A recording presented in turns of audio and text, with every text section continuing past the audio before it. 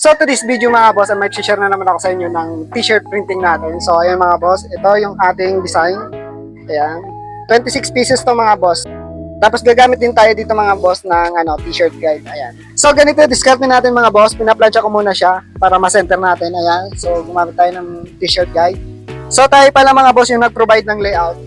Dahil walang mga boss, walang logo yung ating customer. So gagamitin ito mga boss sa international plancha. So ayun mga boss, umpisahan na natin ang ating pagpe-press. So let's go!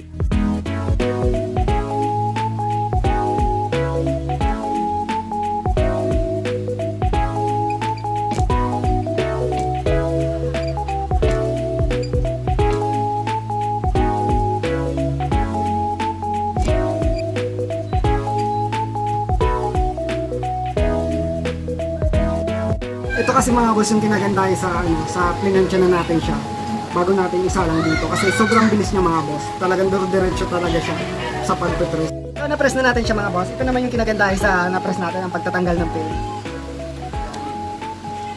Dahan-dahan lang tayo mga boss kasi medyo hindi pa siya masyadong malamig. So pagkatapos natin matanggal yung film mga boss, sa second press natin siya para matibay yung ating tapos. So tanggalin muna natin mga boss yung ating film.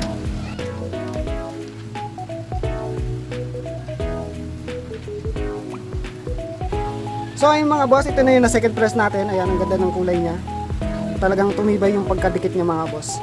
So ayun mga boss, hanggang dito na lang. So maraming salamat sa mga customer namin. Unang-una kay Lord mga boss, sa mga taong ginagamit niya para magkaroon tayo ng customer. So hanggang dito na lang mga boss. Pop pop, salud!